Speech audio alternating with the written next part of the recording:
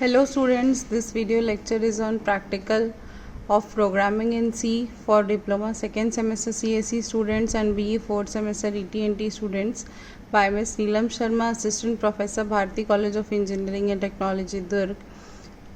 इसके previous video lectures में हमने while loop, do while loop, nested if else, else if ladder, ये सारे प्रोग्राम्स हमने रन करा के देखे थे। आज इस वीडियो लेक्चर में जो हम देखने वाले हैं वो सारे फॉर लूप के पैटर्न प्रोग्राम्स हैं जो कि मैंने ऑलरेडी थ्योरी लेक्चर में आप लोगों के साथ डिस्कस किया हुआ है। आज उसको मैं आपको सबको रन करके दिखाऊंगी। तो सबसे पहले जो बेसिक प्रोग्राम है वो देख लेते हैं।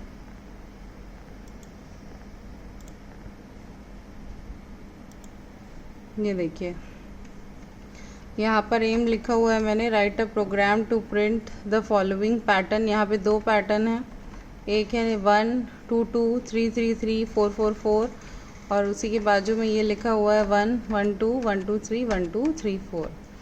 तो समझते हैं प्रोग्राम कैसे रन होगा। सबसे पहले हमारी दोनों हेडर फाइल्स वॉइड मेन आई और जे जो है वो फॉर लूप चलाने के लिए हमने इंटीजर इनिशियलाइज किया है। एन हमने नंबर ऑफ़ रोज़ के लिए दिया है। जितनी नंबर ऑफ़ रोज़ आप एन में एंटर कराएंगे उतनी नंबर ऑफ़ रोज़ यहाँ पर प्रिंट हो जाएगी। आप चाहे तो नंबर ऑफ़ रोज़ को एंटर करा सकते हैं और नहीं चाहे तो ना कराएं, कोई उसमें दिक्कत की बात नहीं है। आप डायरेक्टली यहाँ पर एन की जगह 5 लिख दीजिए, वैल्यू दे दीजिए तो भी वो ले लेगा। तो नंबर ऑफ़ रोज़ एंटर हो गए, उसको इनपुट कराया स्कैनएफ के अंदर। यहाँ से लूप चला रहे हैं। देखिए, जब हम F7 प्रेस करते हैं तो हमको पता चलता है कि कहाँ से प्रोग्राम स्टार्ट हुआ है, कैसे वो रीड कर रहा है। तो सबसे पहले F7 मैंने दबाया तो हम वॉइड मेन में गए, उसके बाद क्लियर स्क्रीन में, फिर print F enter the number of rows, फिर उसको स्कैन करके रीड करा, फिर मैंने यहाँ पे 5 एंटर कर दिया। फिर F7 में आए थे, देखिए ऊपर वाले पोर्शन में आए थे, for i is equals to 1, i is less than equal to n। तो i की वैल्यू 1 है और i is less than equal to n, n की वैल्यू क्या है 5। तो कंडीशन ट्रू है। तो जब कंडीशन ट्रू रहती है तो वो कहाँ आता है, नीचे आता है। तो j is equals to 1, j is less than equal to i। तो j की वैल्यू 1 है और j is less than equal to i, मतलब i की वैल्यू भी क्या है 1 है। तो कंडीशन ट्रू है। तो नीचे आएगा, किसको प्रिंट कराएगा, i को प्रिंट कराएगा। ठीक है। तो ये जो j का लूप है वो कितनी बार चलेगा, i की वैल्यू जितनी बार रहेगी। अगर i की वैल्यू 1 है तो j का लूप एक बार कर चलेगा। जब i की वैल्यू 2 हो जाएगी तो j का लूप 2 बार चलेगा 1 और 2 के लिए।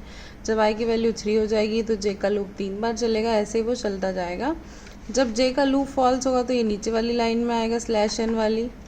/n में क्या होगा, वो न्यू लाइन कैरेक्टर में जाएगा और उसके बाद वो i की वैल्यू इंक्रीमेंट करके फिर से लूप चलाएगा।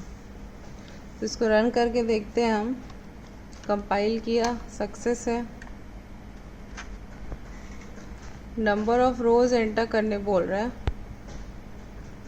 मैंने 5 एंटर कर दिया।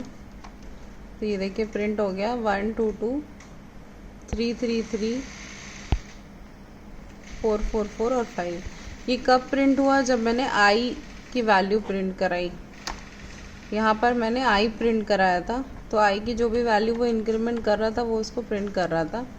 अगर मैं इसकी जगह पर j लिख दूँ, सेम प्रोग्राम सेम लूप में, तो क्या होगा, ये देखिए ये जो दूसरा वाला पैटर्न था 1 1 2 1 2 3 1 2 3 4 और 1 2 3 4 5, तो ये प्रिंट होगा आपका। तो ये जो था सबसे सिंपल पैटर्न था आज जो चालू करते हैं हम फॉर लूप में, उसके सबसे सिंपल पैटर्न ये जो i और j को प्रिंट करना होता है। i जो है वो रो के लिए यूज़ होता है।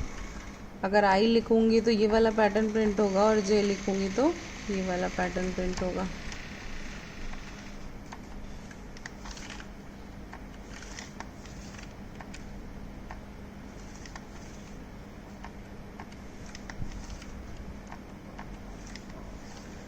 तो ये सिंपल प्रोग्राम था। इसके बाद हम और भी प्रोग्राम्स देखेंगे। अभी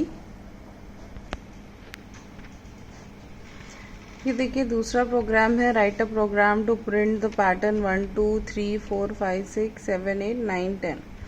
अब यहाँ पर अभी तक हम प्रिंट कर रहे थे 1 2 2 3 3 3 4 4 4 5 5 5, लेकिन यहाँ पर जो है जो हमको प्रिंट कराना है पैटर्न वो ऐसा है कि हर लाइन में अलग वैल्यूज़ है, एक के बाद एक 1 2 3 फिर 4 5 6, फिर जो नंबर जो है वो इंक्रीमेंट ऑर्डर में चल रहा है।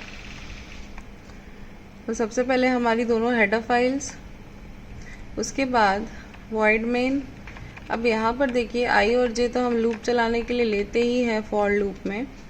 यहाँ पर एक अलग से वेरिएबल लिया है a इज इक्वल्स टू 1। ये क्यों लिया है? क्योंकि हमको यहाँ पर इंक्रीमेंट में नंबर्स को प्रिंट कराना है, जो कि हम सिर्फ आई जे के थ्रू नहीं करा सकते, इसलिए हमने यहाँ पे एक और वेरिएबल लिया है, उसकी वैल्यू 1 इनिशियलाइज की है और वो 1 से ही चालू करके उसको इंक्रीमेंट करके हम उसी की वैल्यू को आगे प्रिंट कराएंगे। तो ये क्लियर स्क्रीन फंक्शन। उसके बाद लूप देखिए मैंने यहाँ पर रोज़ एंटर नहीं कराया, मैंने सीधा यहाँ n की जगह वैल्यू दे दी है 4। यहाँ पे आप कितनी भी वैल्यूज़ दे सकते हैं, उसके अकॉर्डिंगली वो प्रिंट हो जाएगा।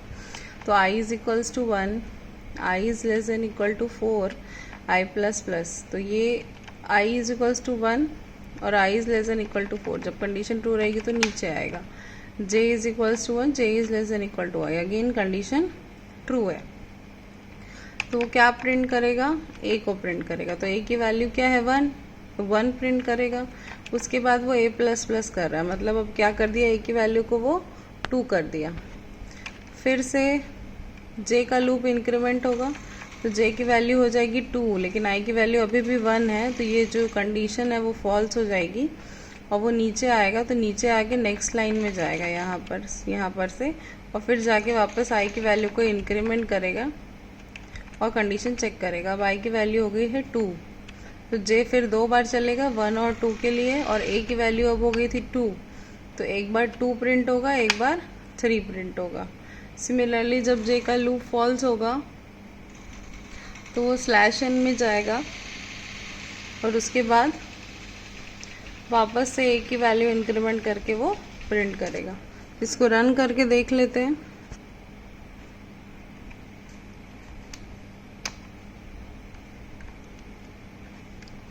ये देखिए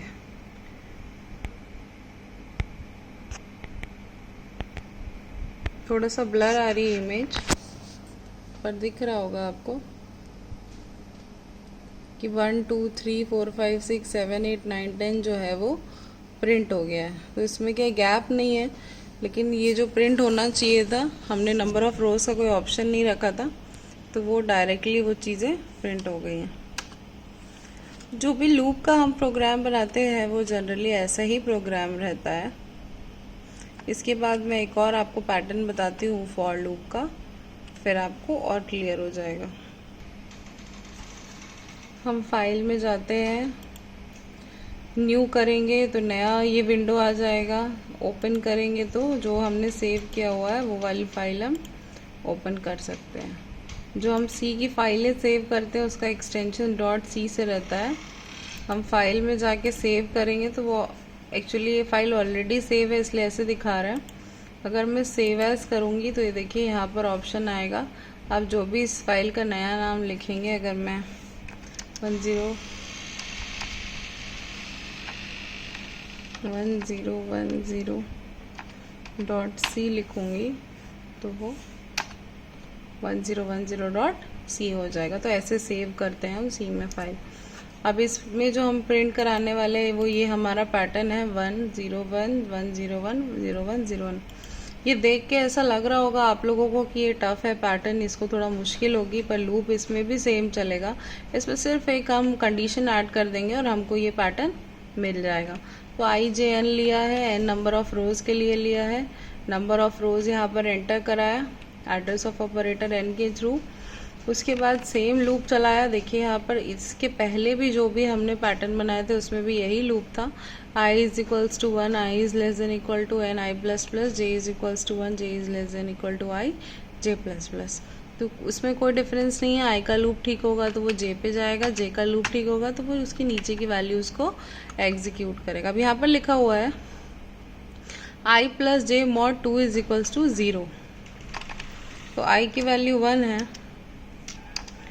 जे की वैल्यू भी क्या है 1 है, तो ये कितना हुआ 2। अगर 2 mod 2,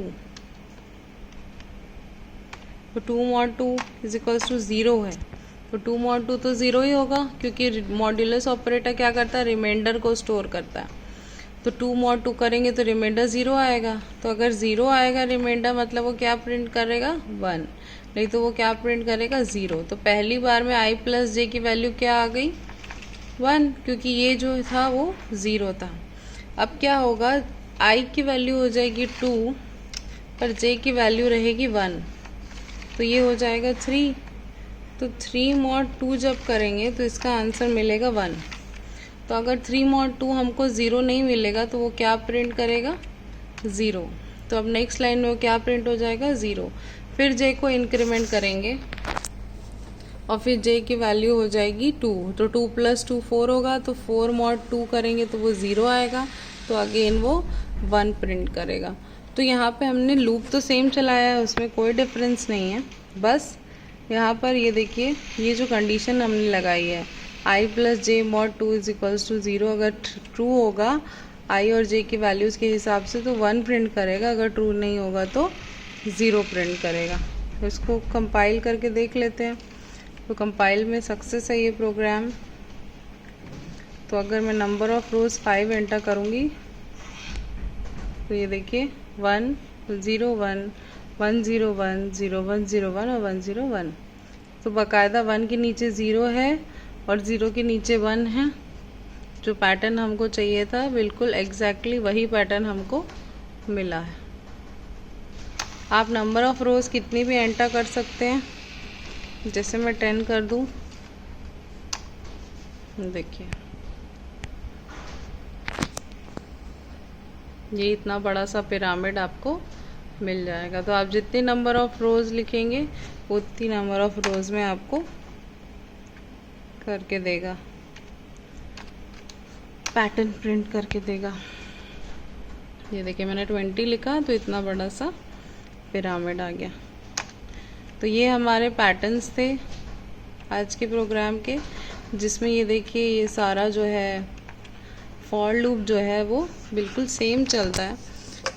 आप लगभग जो भी फॉर लूप है वो बिल्कुल ही सेम रहता है। एक और मैं आपको पैटर्न इसी में बता सकती हूँ, जैसे कि हम जो पुराना प्रोग्राम किए थे,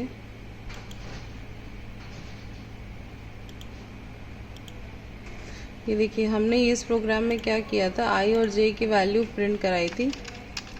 अगर इसमें मैं एस्ट्रिक प्रिंट करा दूँ तो भी इसमें कोई दिक्कत नहीं है, बिल्कुल सेम चलेगा। अगर मैं 5 एंटर कराती हूँ तो ये देखिए ये बिल्कुल एस्ट्रिक का प्रोग्राम है, बेसिक वाला।